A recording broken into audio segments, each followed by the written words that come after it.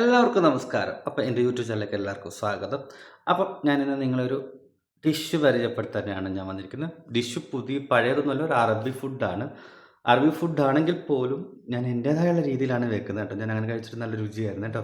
അപ്പോൾ ഇതാണ് സംഭവം. ഫുൾ മദാമസ് എന്ന് പറയും. അപ്പം ഇതിൽ നമ്മുടെ വലിയ പയറില്ലേ, വലിയ പയർ ടിന്നിൽ കിട്ടുന്ന വലിയ പയറാണ്. ഇത് വെച്ചിട്ടുള്ളൊരു പെട്ടെന്ന് ഉണ്ടാക്കാൻ പറ്റുന്ന നല്ലൊരു ഡിഷാണ് ഞാൻ കാണിച്ചു തരാൻ പോകുന്നത്. അപ്പം എന്തൊക്കെയാണ് അതിന് വേണ്ടത് നമുക്ക് ആദ്യം തന്നെ കാണാം കേട്ടോ. നോക്കാം. നമുക്ക് വേണ്ട 2 തക്കാളിയാണ്, 2 സബോള, പിന്നെ 2, 3, 4 ഇഞ്ച് വെളുത്തുള്ളി വേണം. പിന്നെ നമ്മുടെ ഫുൾ ടിന്നിലേതാണ് വേണ്ടത്. ഇതെല്ലാം ഞാൻ അരിഞ്ഞു വെച്ചിട്ടുണ്ട്. കുറച്ചേറെ ഞാൻ എടുത്തിട്ടുണ്ട് കേട്ടോ. എല്ലാം തക്കാളിയും സബോളയും എല്ലാം ഞാൻ ഏറെ എടുത്തിട്ടുണ്ട്. ഇത്രയൊന്നും ആവശ്യമില്ല, കുറച്ച് മതി.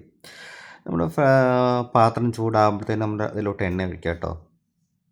ഞാൻ ഈ കോക്കനട്ടിൻ്റെ ഈ എണ്ണയാണ് എപ്പോഴും ഉപയോഗിക്കുന്നത് കേട്ടോ. ഞാൻ എണ്ണയിൽ ഞാൻ കുറച്ച് ഉപയോഗിക്കത്തുള്ളൂ, വെളിച്ചെണ്ണ. ഇപ്പം തണുപ്പായതുകൊണ്ട് നല്ലോണം കട്ടി പിടിച്ചിരിക്കുകയാണത്. ഞാനൊന്ന് ഒരുവിധം ഒപ്പിച്ചാണ് ഇട്ടത്. അപ്പം അതിൽ നമുക്ക് സബോള ഇട്ടിട്ടൊന്ന് വഴറ്റിയെടുക്കാം. ഫുൾ സബോള ഇടുന്നില്ല, ഞാൻ കുറച്ചതിൽ വെച്ചിട്ടുണ്ട്. ഞാൻ പിന്നെ കാണിച്ചത് എന്തിനാണെന്ന്.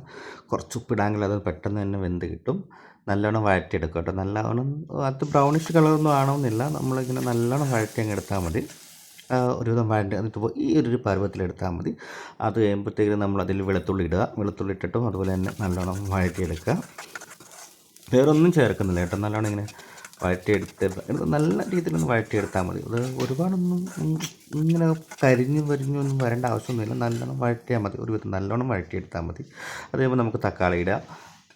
കുറച്ചിട്ടാൽ മതി, കുറച്ചല്ല, പകുതി മുക്കാൽ. അതിലൊരു ശകലം തക്കാളി ഞാൻ വെച്ചിട്ടുണ്ട്. പിന്നെ കുറച്ച് സവാള അതിൽ ഞാൻ അരിഞ്ഞത് വെച്ചിട്ടുണ്ട്. 2 കണ്ടില്ലേ, കുറേ ഇത്രയൊക്കെ വെച്ചിട്ടുണ്ട്. ഇത്രയൊന്നും വേണ്ട, കുറച്ചിട്ട്. സത്യം പറഞ്ഞാൽ കുനുകുനാന്നാണ് അരിയേണ്ടത്.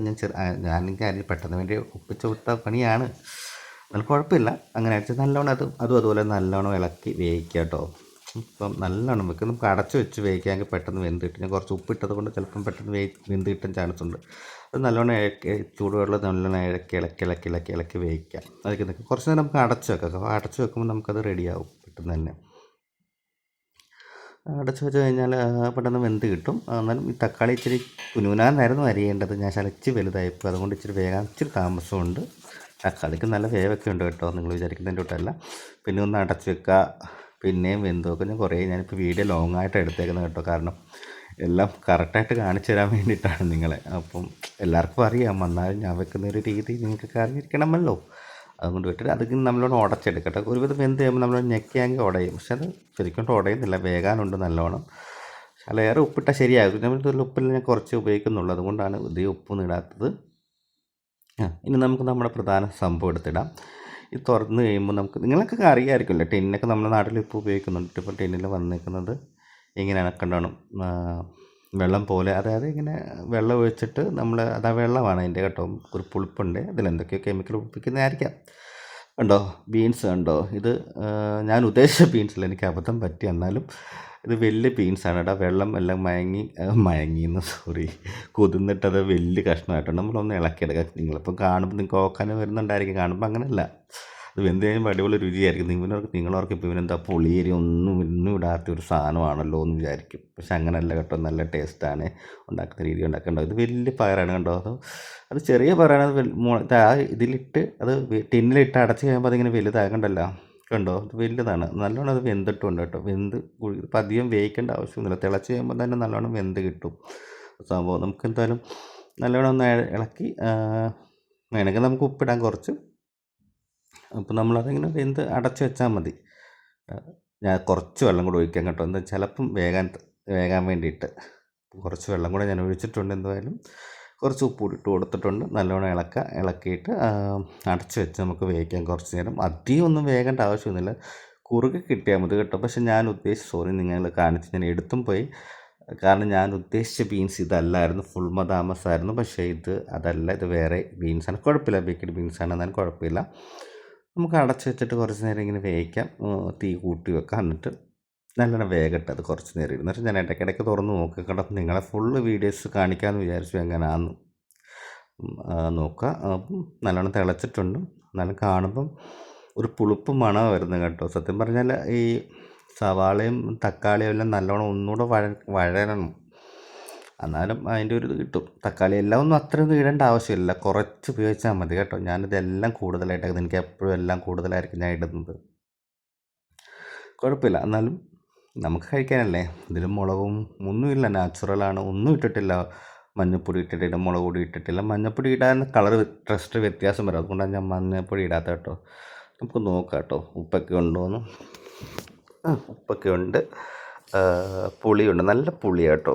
തക്കാളിയുടെ ഒരു പുളി ഉണ്ടല്ലോ, അതാണ് കിട്ടുന്നത് കേട്ടോ. നോക്ക്, നിങ്ങൾക്ക് മുളകൊന്നുമില്ലാത്ത സംഭവമാണ് കേട്ടോ.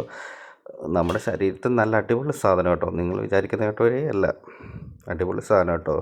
കാണുന്ന പോലെ അല്ല കേട്ടോ, നല്ല രുചിയായിരിക്കും. പിന്നെ കുറച്ച് നമ്മൾ കറിവേപ്പില ഇട്ടു.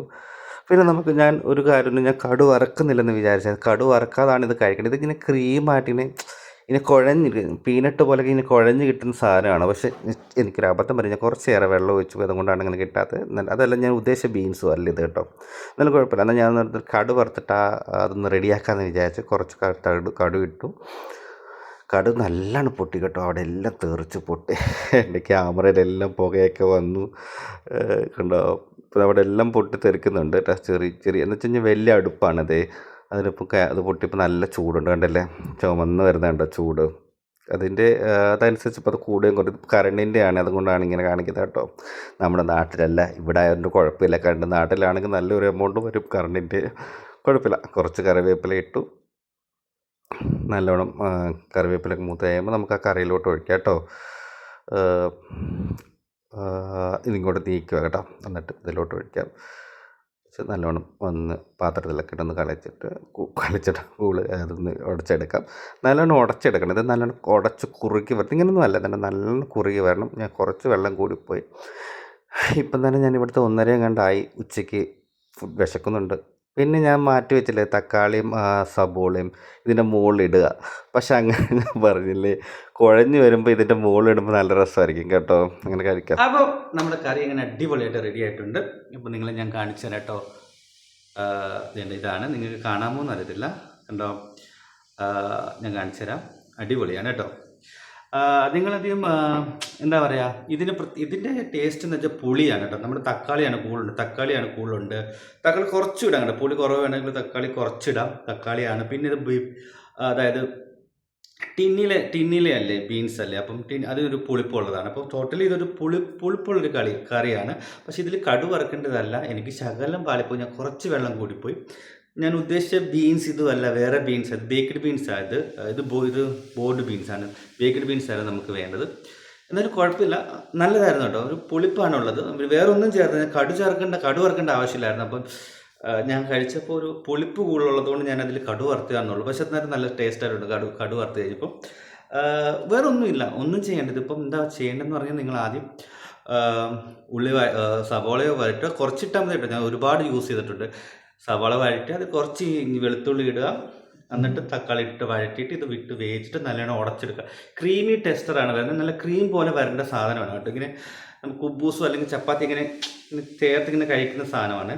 അപ്പം അങ്ങനെ വരേണ്ട. പക്ഷേ ഈ രീതിയിലല്ല, ഞാൻ എൻ്റെ രീതിയിൽ ഉണ്ടാക്കിയതാണ് കേട്ടോ. ഇങ്ങനെയും കഴിക്കാമെന്ന് ഞാൻ കാണിച്ചു തന്നതാണ്. ആ കറിയേ അല്ല, അതുപോലെ ഒരു ടേസ്റ്റുള്ളൊരു കറിയാണ്. എന്തായാലും രുചിയുണ്ട്, നല്ല പുളിപ്പുള്ള കറിയാണ്. നിങ്ങൾക്ക് വേണമെങ്കിൽ അതിൽ മുളക് പൊടി ഇടാം, മഞ്ഞൾപ്പൊടി ഇടാം, ഒക്കെ ഇടാം. കുറച്ച് ഇട്ടിട്ട് വേണമെങ്കിൽ നിങ്ങളുടെ ടേസ്റ്റ് പോലെ തന്നെ ഉണ്ടാക്കുന്നതേ ഉള്ളൂ കേട്ടോ. എന്തായാലും എനിക്കിഷ്ടമായി കറി കേട്ടോ. ഇത് പുളിപ്പുള്ള കറിയാണ്, ഞാൻ കഴിക്കുന്നതാണ്. എന്താ വെച്ചാൽ അത് മുളക് പൊടിയോ മഞ്ഞൾപ്പൊടിയോ ഒന്നും ഇട്ടിട്ടില്ല, ഒരു കുരുമുളക് പൊടിയോ ഒന്നും ഇട്ടിട്ടില്ല. വയറിനൊക്കെ നല്ലതാണ്, വയറിന് പ്രശ്നമുള്ളവർക്കൊക്കെ നല്ലതാണ് കഴിക്കാം.